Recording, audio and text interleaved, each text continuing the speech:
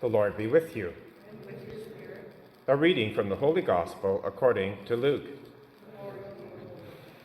The parents of Jesus came to Jerusalem to present the child Jesus.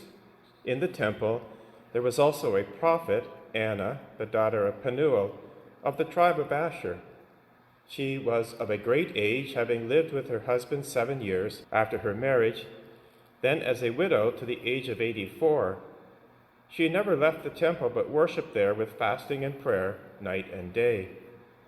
At that moment she came and began to praise God and to speak about the child to all who were looking for the redemption of Jerusalem.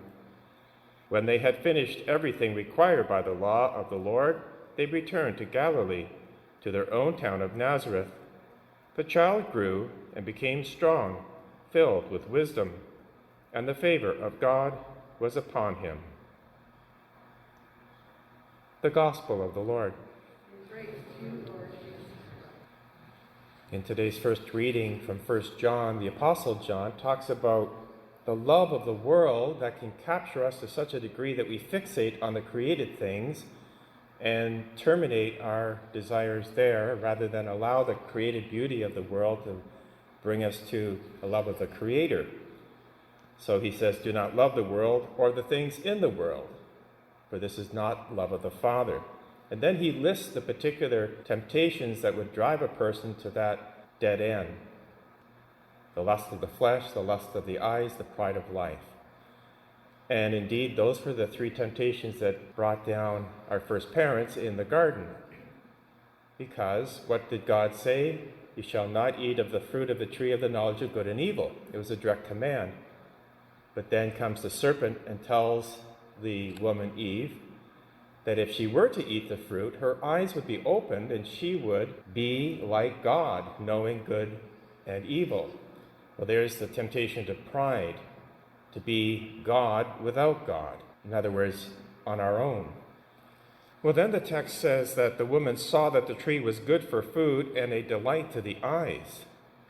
Good for food means wanting to satisfy one's passions, to consume that fruit. Delight to the eyes, that's the lust of the eyes, this inordinate desire to acquire.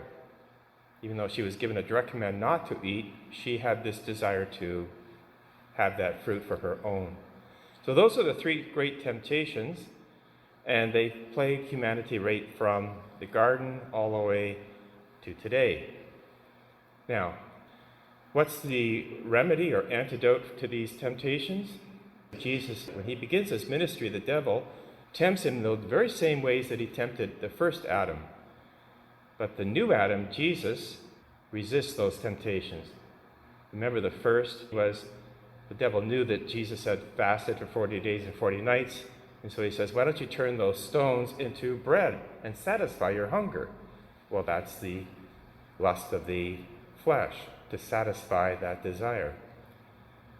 And then the lust of the eyes would be the devil taking Jesus to a mountain and saying, look at all the kingdoms of the world, they're mine. If you bow down and kneel to me, I will give all of that to you. So that's the lust of the eyes, that desire to have everything. The pride of life would be where Satan says to Jesus, why don't you go up on the pinnacle of the temple and throw yourself off? Because the angels will come and they will lift you up lest you dash your foot against the stone, and then all the people will fall down and worship because of your great feats. Well, that's the temptation to pride. But Jesus resists them all, and the church now embraces the remedy because there's three disciplines in Lent that fight these, what are called the concupiscence: lust of the flesh, lust of the eyes, pride of life. In Lent, the three disciplines are fasting, because when we're fasting, we're not going to lust for the flesh, because we're denying ourselves. Almsgiving, we're not going to lust of the eyes, acquiring everything, because we're giving it away. And then finally, prayer, which will battle pride. Prayer means that we're recognizing our vulnerability, that we need help outside ourselves. So that's the great remedy that the church provides. Now, for particular people who take vows, well, first of all, every one of us is a vowed people because of baptism. In baptism, we vow our lives to God. But in particular, those religious who take the vows of poverty, chastity, and obedience. And they, again, fight these three great temptations. Let us recognize what the Apostle John is saying in that first reading, because actually it's embraced by Anna when Jesus is presented by Mary and Joseph. There's this woman who's there in the temple. Now, she's lived as a widow for many, many years. There's the vow of chastity. She's fasting and praying day and night. Well, there's the other remedies. And what happens to her? Because she has embraced this life, she actually sees God in the flesh.